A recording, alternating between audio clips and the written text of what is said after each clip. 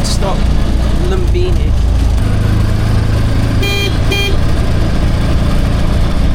Alright, so I'm in the main sort of town before Chitwan now. It's called Ratnananga. There are no tourist buses that run to Lumbini like the one I got from Kathmandu to Chitwan. So I've got to get a public bus, which is fine. They just look a little like run down and quite chaotic. Like there's fans hooked up to all the roofs. There's like an air conditioning system, and it's a 7-hour journey, but it should be quite fun. So yeah, let's see how it goes.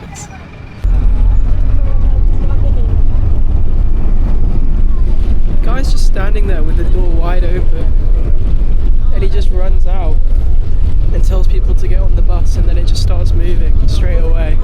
This is hectic. I've got this for 7 hours. This is crazy. Look, there's people in the front. I got on the wrong bus. Thank you. This guy's trying to help me out, but I got on the wrong bus. Yeah, so I don't know where I'm going anymore, or how I'm getting there. So that guy in the red jacket, he followed me all the way from the bus centre, where I got on the wrong bus, on his bike, and he found me because I got off at the wrong bus's final stop. He followed me on his bike, and he's put me on the right bus now. Thank goodness. It's just another example of how friendly people are here. But I'm on a much more spacious bus now. Yeah, I was starting to like contingency plan, because I don't think it's the easiest place to get to where I'm going. And I was thinking, I might just jump on a bus to Pokhara instead. But I'm glad they found me.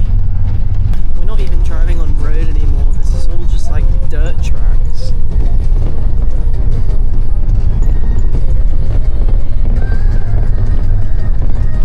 It's been like this for probably half an hour now. So hopefully it doesn't go on too much longer.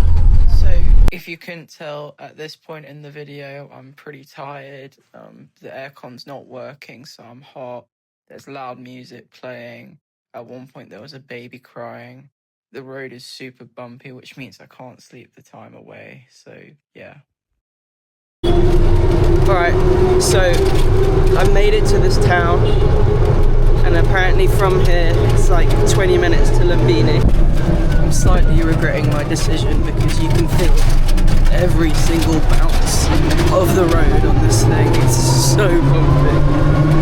Right, so I made it to the hotel that I'm staying at, and I'll be honest guys, I'm not sure. It's got a weird smell, like smoke. It's freaking cold. There's no heating, and I don't think this room will get much sunlight, so it's quite cold. In the evening it's going to be quite freezing. And this is what the room looks like. So it's alright, and to be fair, I've checked everything. It all looks clean. There's nothing underneath the bed, like bugs or anything. The toilet's like, it's fine. Like, it's fine, it's just a bit old. Shower head is a bit...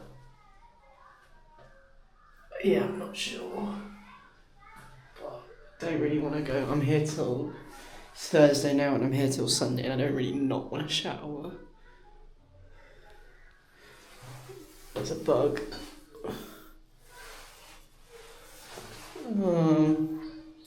All the reviews of this place are pretty decent, so I'll give it a shot. I don't know if I'm just being a bit precious. The charging port, or the plug, only works if I angle it like this with my bags on top. Yeah, and every so often there's like a spark that comes out of there, so I'm not sure if I'll be like leaving it on at night. I'm going to try and charge things while I'm awake or in the room, definitely not when I'm leaving the room. And to be honest, first impressions of this place is it's quite like seedy, I would say. I don't know if I'm being precious.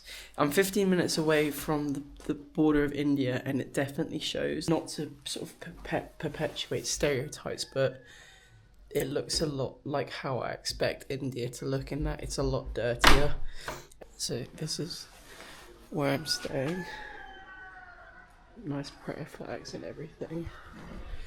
But everywhere, like on the way here, all I could see was rubbish, and like it's the same here.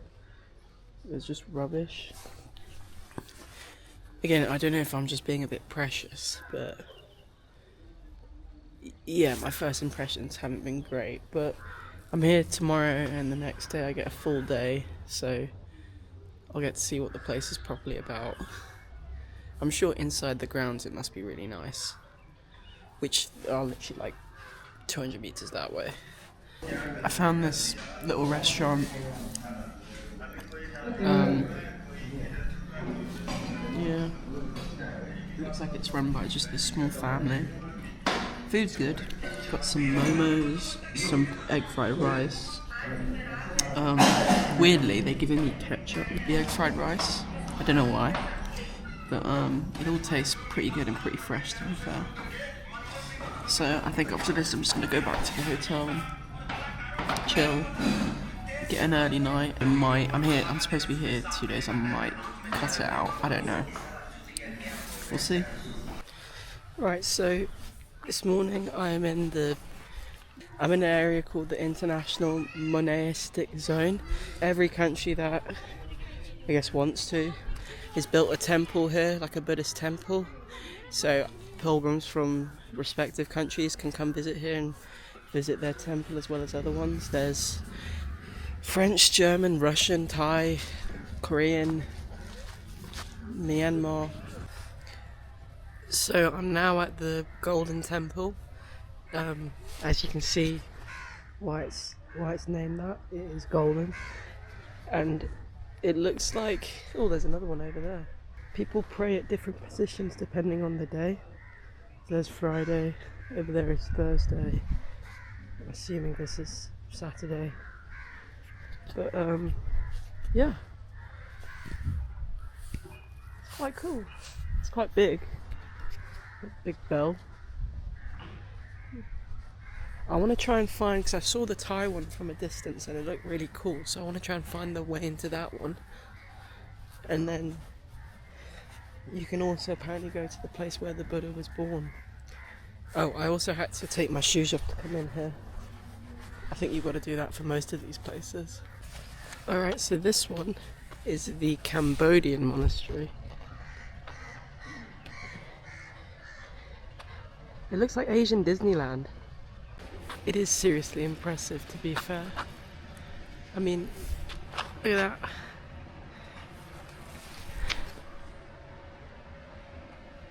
It's pretty cool. It almost looks like, I don't know what I'd expect Chinese stuff to look like. But I guess I'll probably see more of that when I go to Cambodia. I'm gonna go inside and check it out, but I'm not sure whether I should film inside. Alright, so I definitely can film in here because other people were taking photos before. But anyway, check this out. So I'm guessing this is supposed to depict the Buddha sitting under the tree. I can't remember how long he did it. I thought it was years, but someone mentioned to me the other day it was days, but it was either like 40 days or a very, very long time. And all he had was plain rice, which is I'm assuming that bowl is up there, that's on his lap. And he did all that, I believe, in the aim of reaching enlightenment, and he did.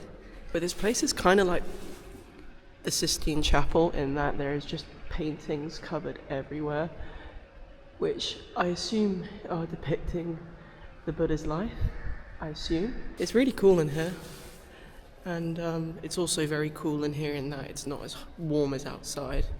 The air quality as well doesn't feel that great. It's quite like smoggy. Like I was noticeably wheezy yesterday and I haven't been so far on this trip. So I think I'm going to go see the Thai one now. So I'm at the Thai temple. There was a sign here that said specifically no TikToks.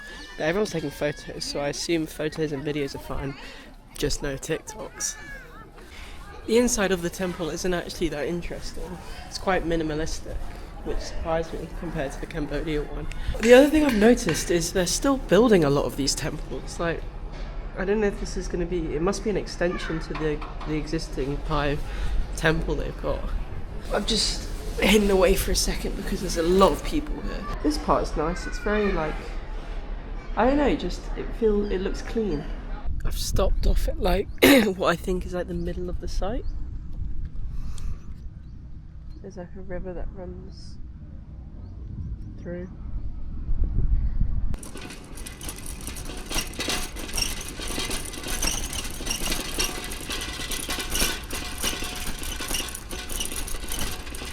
I'm at the World Peace Pagoda. I'm hiding in the shade because there was a sign saying I had to cover up, so I'm wearing my jacket. I hope I didn't have to do that at the other temples because I didn't, but there wasn't any sign.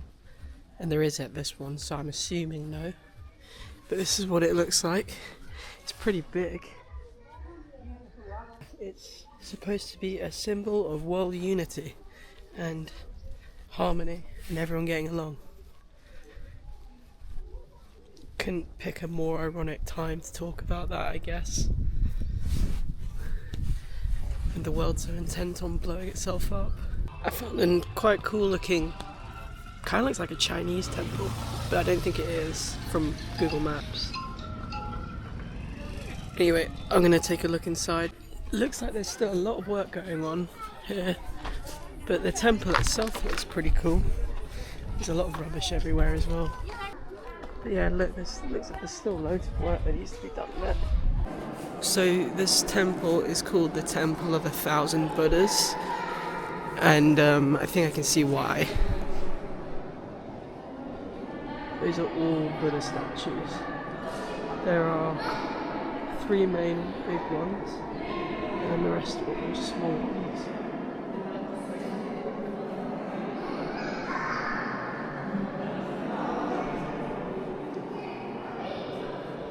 That was pretty wild. I'm just going to assume there are 1,000, I'm not going to count them. What did you just say I look like? Oh. Yeah, speak about him. Oh, he looks like Brad Pitt. Well, that was the biggest ego boost of my life, or one of. That's now the second person to say that I look like Brad Pitt, so clearly it's not a coincidence. I look like Brad Pitt, and anyone who says otherwise can shut up. Those people were quite strange. They are healers, they said, and they've invited me to their hotel for dinner tonight. To be honest, I think because they got one of the girls, the Chinese ladies, to sit next to me. I don't know if they're trying to set her up with me or something, because he said that they were, asked why they were here, and they were like, oh, spiritual journey, but also my friend is looking for a partner. So I was like, oh, okay. So yeah, I'm not entirely sure whether I'm going to go for dinner with them tonight, but I look like Brad Pitt. Alright, so I'm now in the temple where apparently the Buddha was born.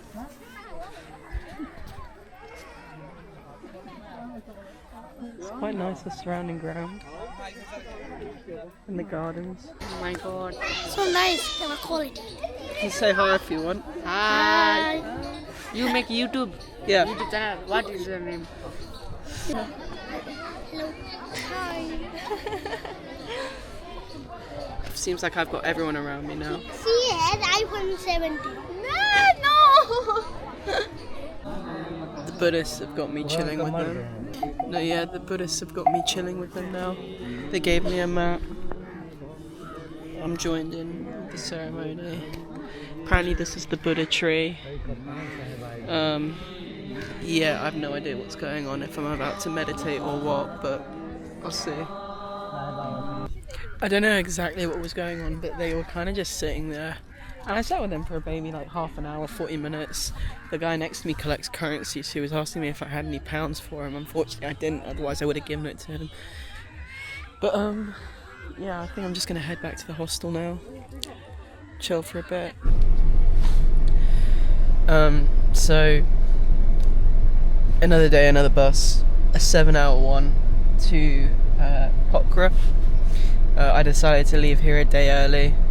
I saw all the temples and stuff yesterday, and the museum was shut because they said it was a holiday, but I googled it and I couldn't find any holiday. So I don't know what that was about. But yeah, I feel like I saw everything I wanted to see in about a day, so I've left a day early. Gonna go to Pokhara.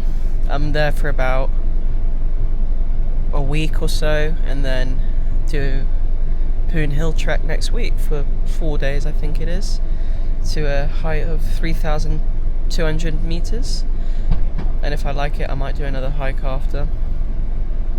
But I've heard good things about Pokhara, so let's wait and see.